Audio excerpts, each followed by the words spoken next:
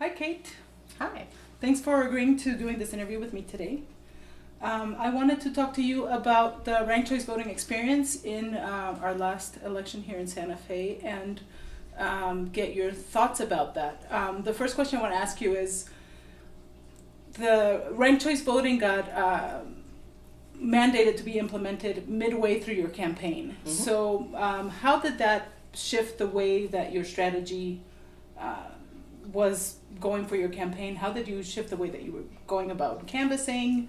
Mm-hmm. How did that feel?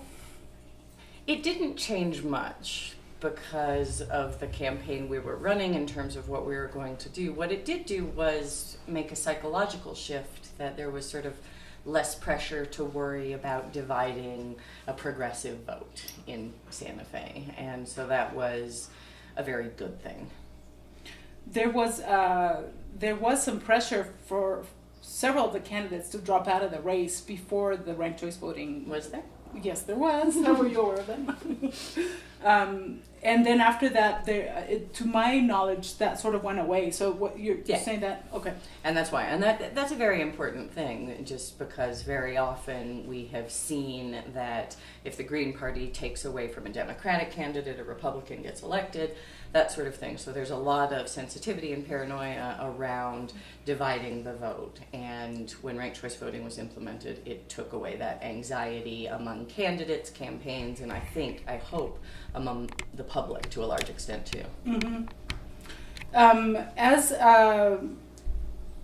a candidate, the election really got defined by your candidacy, right? Because once you dropped out of the race, then all the votes were reassigned to the remaining candidates. When I was eliminated in the vote count, I didn't drop out of the race, but yes. Right, sorry about that. Yeah. So what is your thought about that? I mean, when you were eliminated from the race as the third place candidate, most of the votes, second and third votes, choice votes that you had went to now Mayor Weber, Mm-hmm. who went, jumped significantly right on that round, whereas Councilor Trujillo sort of like stayed in the same realm. What are your thoughts about how that worked?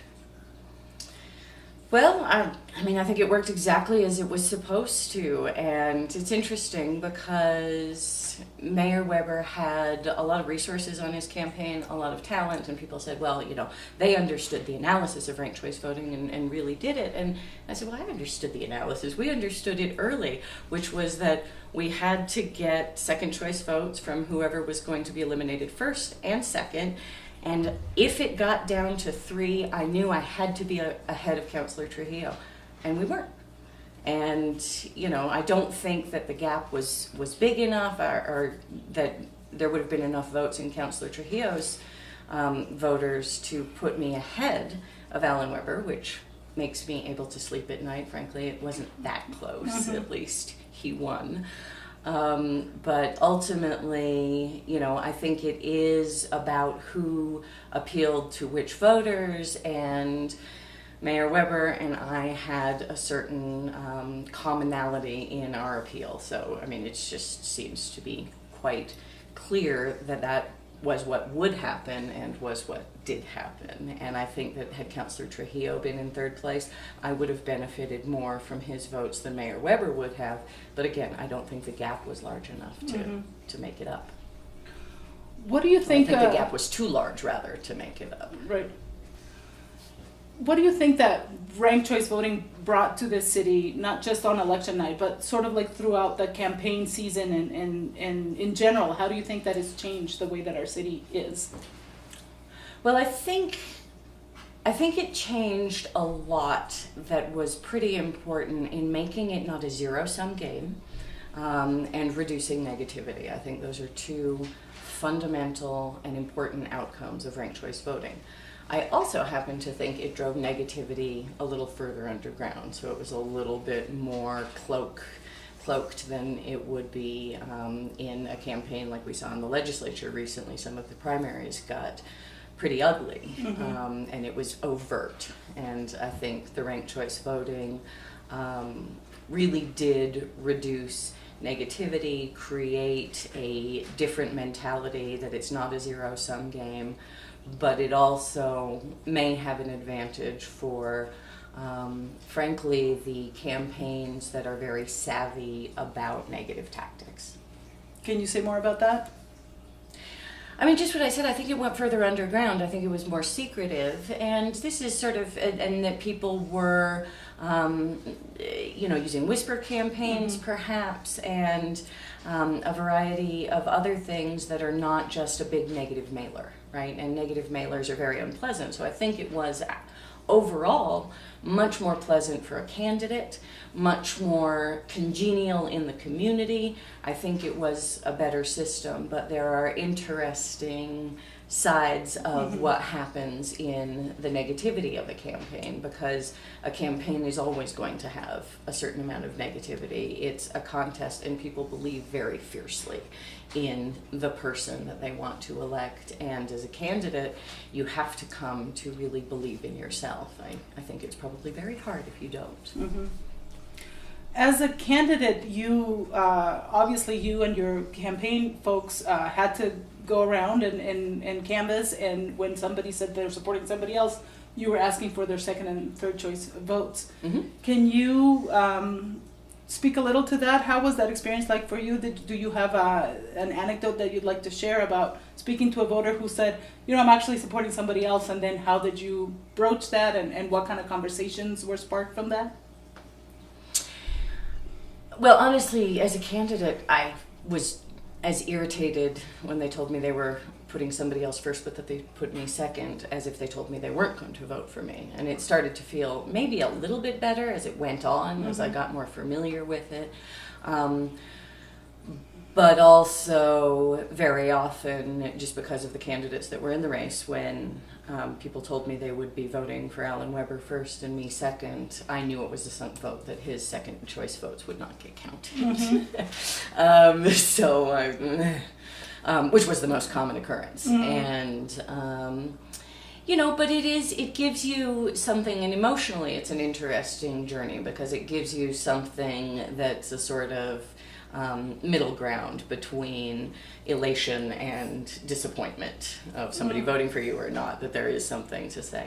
And honestly, we actively targeted, we thought we knew which candidates would come in fifth and fourth, and we actively targeted people we thought would be voting for them to ask for second choice votes. And that was how fundamentally, if anything, it changed the structural campaign canvas and targeting, was that we had a new target, which was voters in District 2. And were those, for those candidates whom you figured out they were going to be fifth and fourth? They were from District 2. Right, so the conversations you were having with voters who chose them as their first choice, those votes were going to count for you, right? Yeah, so and they did. So how were those conversations with them? Was it like sort of like a dialogue? Were you able to talk about policy? How Yes. did you broach that? Yeah, that was, and very often it was about the issues that, in particular, I found it easier actually when someone was voting for Councillor Maestas to talk to them and say, well, I think he's very good on X, Y, and Z, and Councillor Ives as well. I mean, I really, I talked to his family a bunch and sort of said, I really appreciate the work he's done around sustainability, and so it did emphasize the positive and give me a chance as a candidate to broach the issues that I knew another candidate was strong on that are important to me as well, so to really find that commonality in positions. And lastly, as a voter, what was your experience like voting on this ranked choice election? Well, my ballot didn't print for a very long time, and they couldn't figure out what was wrong with the computer. And so I had to stand around and watch people coming in and out, and they won't print. What do you do? It won't print. It won't. Okay, try over there. It won't print. And then finally it printed. And I thought it was very easy. I liked the fact that it said first in each of the bubbles, second in each of the bubbles, so you didn't get sort of mixed up as you were going through. I heard a lot of mixed reports, but for me it was pretty simple and clear once I got the ballot printed. Are you looking forward to more ranked choice elections in our city? Yeah. I am. One thing I would also say is my mother, who had figured out, she's kind of a math girl, she'd figured out that it doesn't matter who you put fifth. Mm-hmm. And she wanted to see what would happen. So she only put 4. And sure enough, she was asked if she only wanted to vote for 4 people, not fifth. And I don't know if she bothered to get into an explanation with the poll worker that a fifth choice vote doesn't actually work, doesn't actually mean anything, because you would only ever go 4 rounds. But, well, you would only ever go 3 rounds with 5, really, because it gets down to 2, and then somebody has more. So, yeah, I am looking forward to more ranked choice voting elections. I think it's a very good system. I think what it does fundamentally to change things is positive for elections, positive for voters, positive for communities. Great. I had a conversation about this with your mom, by the way. Did you? Yeah. She's hilarious. Yeah. And I've done that in my head at some point, too. I thought, why am I filling out number 5? Did you rank all 5? I did. Okay. But, you know, part of me was like, this is pointless to fill out the 5th bubble. Yeah. But I did it anyway, and my ballot went straight in, and I didn't have to verify that I only wanted to vote for 4. So, anything else you want to share with us about your experience with RCV? no, I think it's good. And I think it's not that hard, and it'll get better as we go on, as people learn and familiarity with the system increases. So I think it's a very positive step. Thank you, Kate. You bet.